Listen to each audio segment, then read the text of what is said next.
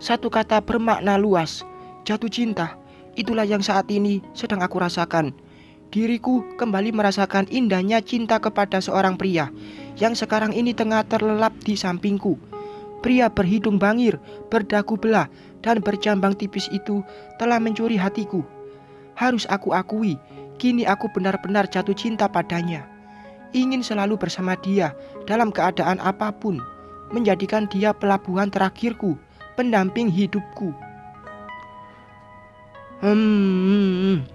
Adi melenguh saat jari jemari ini menyentuh wajahnya dari atas hingga bawah. Aku berhenti saat melihat ada pergerakan dari si dia. Tersenyum tipis saat tangan kekar itu menarikku semakin merapat dalam dekapan hangatnya. Kenapa melihatku seperti itu? Ingin mengulanginya lagi. Aku membulatkan mata mendengar pertanyaan suamiku. Jadi dia hanya pura-pura tidur?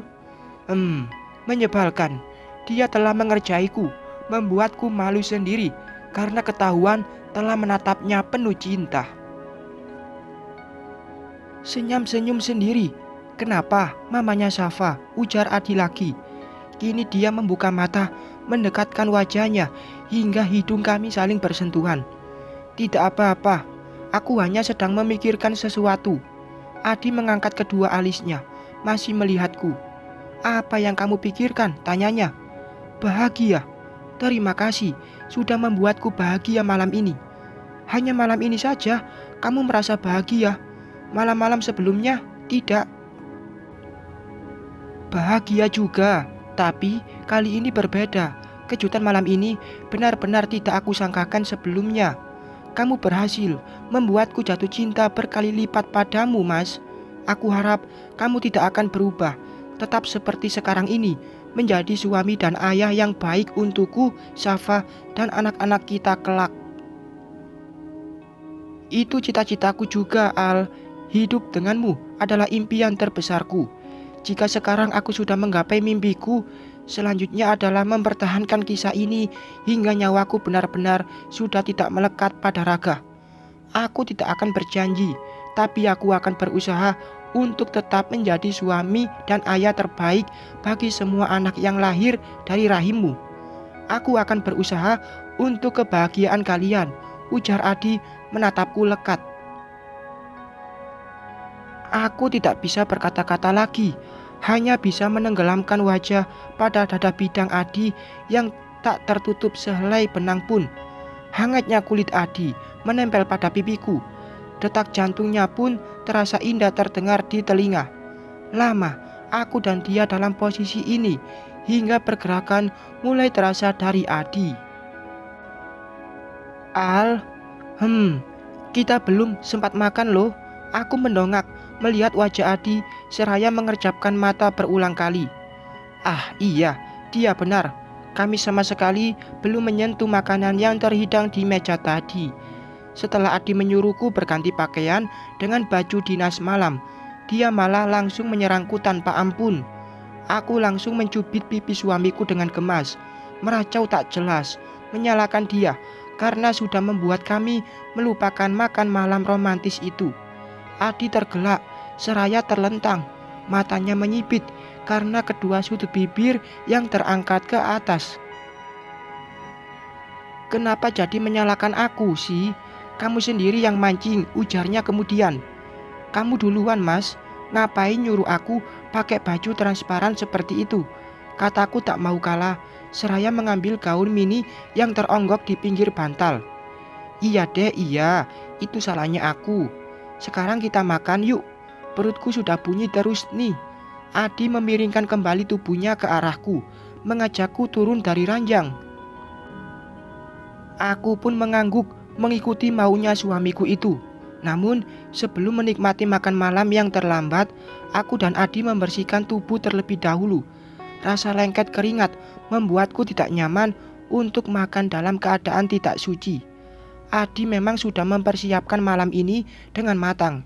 Tanpa sepengetahuanku, dia pun sudah menyiapkan beberapa potong pakaian yang dia simpan di sini. Suara gemericik air masih terdengar dari dalam kamar mandi. Aku yang sudah terlebih dahulu selesai memilih menunggu suamiku seraya memotret hidangan di meja makan yang masih utuh belum tersentuh. Akan aku simpan semua gambar ini untuk dijadikan kenangan, agar aku tidak lupa jika pernah menjadi wanita istimewa yang diperlakukan bak ratu oleh suamiku. Saat hendak menyimpan ponsel, aku melihat ponsel suamiku yang tergeletak di atas takas. Aku mengambilnya, membaca semua pesan yang ada pada aplikasi WhatsApp milik suamiku itu. Lagi, aku tersenyum membaca semua percakapan dia yang ternyata bukan dengan wanita lain, melainkan dengan orang-orang yang Adi percaya untuk mempersiapkan kejutan untukku. Aku telah salah sangka. "Apa ada pesan yang masuk?" tanya Adi saat keluar dari kamar mandi. Harum sampo menguar memenuhi indera penciumanku. Mata ini pun dimanjakan dengan lekuk perut Adi yang rata dan berotot. Aku berdiri menghampiri dia yang tengah menggosok rambutnya dengan handuk kecil. Kemudian aku melingkarkan tangan ke pinggangnya, memeluknya dengan manja. "Kok malah meluk? Ada apa?" Tanya Adi lagi, mengusap rambutku. "Tidak apa-apa mas, pengen aja." "Oh iya, ini ponselmu. Tidak ada pesan yang masuk kok. Tadi hampir jatuh, makanya aku ambil dan pegang," kataku berbohong. Adi tidak boleh tahu jika aku sempat mencurigainya. Dia akan sangat kecewa karena sudah aku tuduh bermain api. "Memang tidak akan ada pesan yang masuk sayang. Kan kita alihkan ke mode pesawat. Tentulah nomor kita tidak akan aktif." Aku nyengir, menyadari kebodohanku. Selesai berpakaian lengkap, aku dan Adi mulai menikmati makanan yang hampir dingin. Untungnya, aku maupun Adi tidak rewel soal makanan. Aku tetap menyantap hidangan di depan mata. Begitupun dengan suamiku. Namun, hal yang tak terduga tiba-tiba dilakukan Adi. Dia menyimpan sendok serta garpu dengan cukup keras, hingga menimbulkan suara dentingan yang nyaring. "Kenapa mas?" tanyaku panik. Takut dia kenapa-kenapa. Melihat ini, kok aku jadi teringat Safa ya. Aku mengerutkan kening, menatap Adi yang tengah melihat pada piring berisikan ikan kakap goreng. Kemudian tawa kami pecah saat pikiran kami sama-sama ke arah sana, di mana pernah ada kejadian Safa yang menjerit ketakutan karena jarinya yang masuk ke dalam mulut ikan goreng. Aku tertawa sampai terbatuk. Begitupun Adi yang matanya sampai mengeluarkan air. Makan malam romantis berubah jadi humoris saat kami mengingat kejadian-kejadian lucu bersama putriku itu. Kini hampir semua pembahasan tentang Safa, dia yang memenuhi isi pikiran kami sebagai orang tua. "Tidak adakah kesempatan untuk saya menjadi bagian dari kalian?" "Tidak ada," jawab Adi cepat. Wanita yang masih memakai jas dokternya mengembuskan napas kasar. Dia mengangguk lemah, kemudian kembali menatap kami bergantian. Disinilah saat ini aku berada, di restoran mewah untuk memenuhi undangan dokter Kamila. Beberapa waktu yang lalu, dia sempat menghubungi Adi meminta kami bertemu bertiga. Tujuannya tidak lain untuk menagih sesuatu yang tidak pernah Adi ucapkan. Dokter Kamila terang-terangan meminta suamiku untuk menikahinya. Di depan mataku, dia memohon agar aku mengizinkan dia menjadi istri kedua Adi, mengatasnamakan wasiat ayahnya. Dokter Kamila terus membujuk Adi untuk mengabulkan permintaan terakhir Dokter Burhan. Namun, Adi menolak mentah-mentah permintaan Dokter Kamila. Dia dengan tegas mengatakan tidak akan melakukan apa yang akan menyakitiku. "Dokter, lebih baik Anda fokuskan diri untuk melanjutkan pendidikan Anda daripada terus mengejar laki-laki yang tidak akan Anda dapatkan.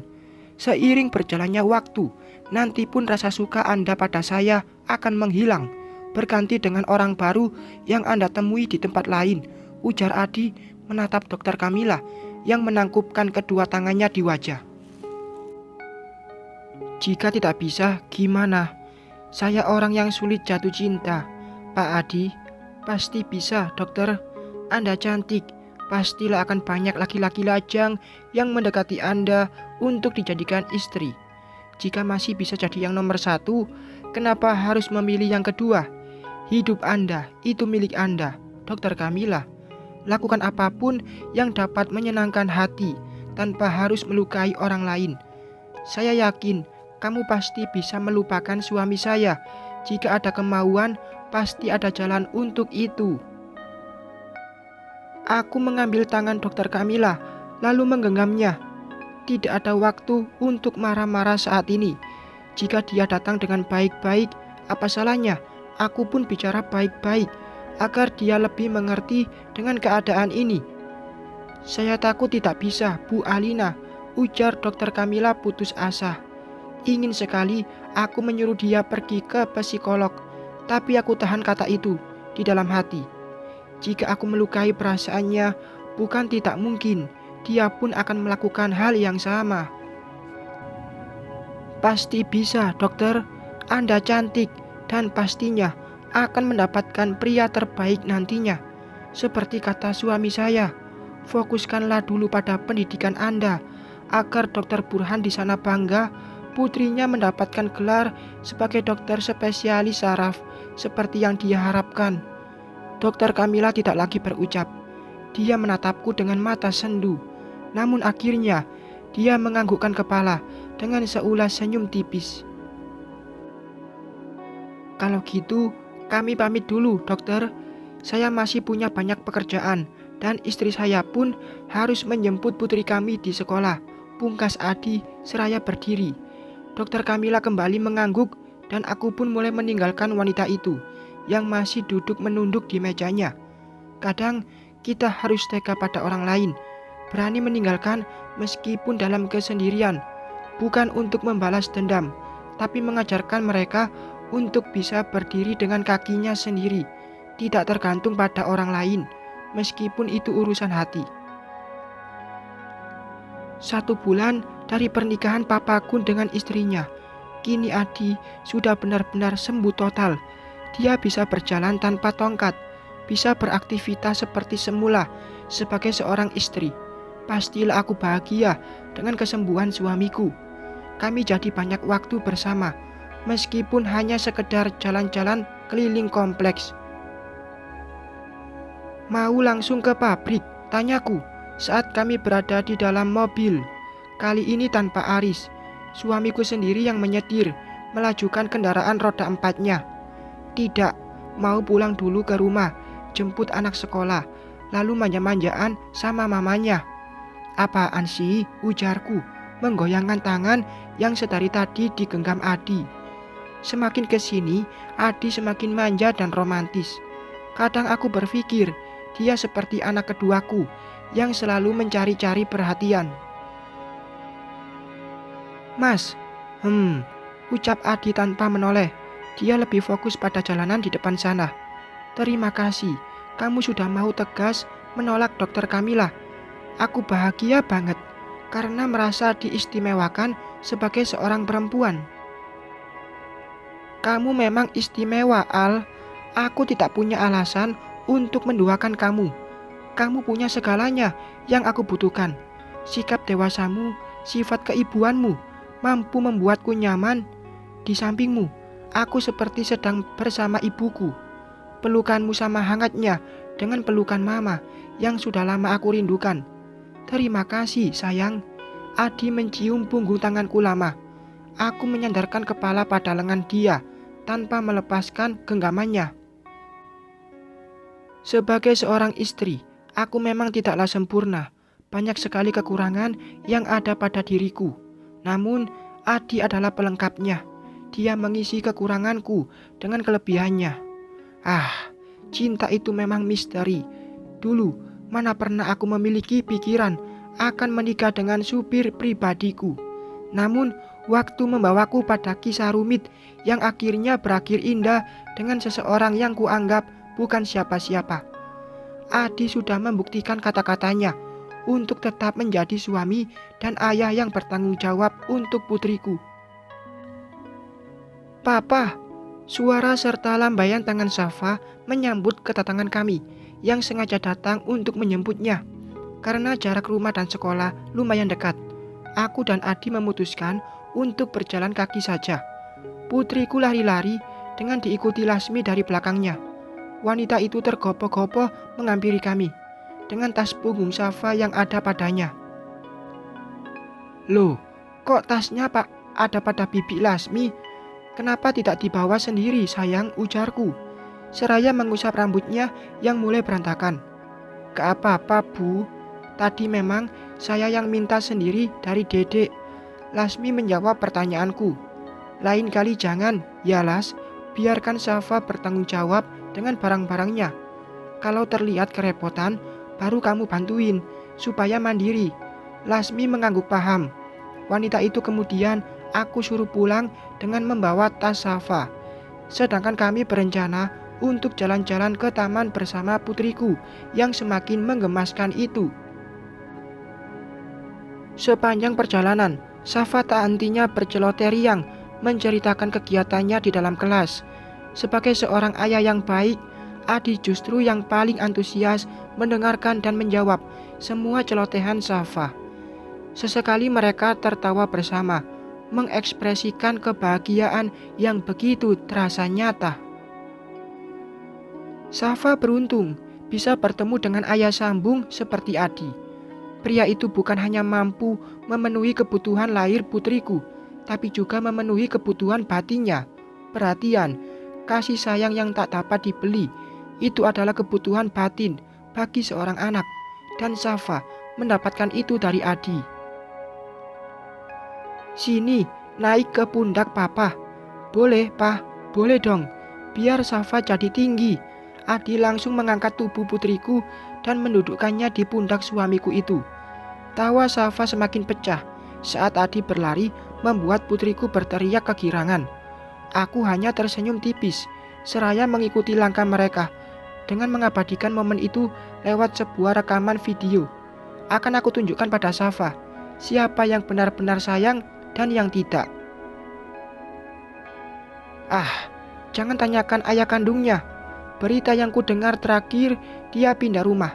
Namun aku tidak tahu kemana mereka pindah. Aku tidak ingin tahu, seperti dia yang tidak mau tahu tentang Safa. Jika nanti aku bertemu dengan Mas Haikal, aku harus mengucapkan terima kasih pada pria itu, karena dia telah menyakitiku. Sekarang aku bisa bertemu dengan kebahagiaan yang luar biasa indahnya. "Sayang, foto kita di sini." Aku mengerjapkan mata melihat pada Adi yang memintaku memotret dia dengan Safa. Aku mengabulkan permintaan suamiku dan mendapatkan beberapa gambar dia dan Safa yang duduk di bangku panjang taman. Senyum mereka menular padaku. Aku bahagia jika mereka pun bahagia.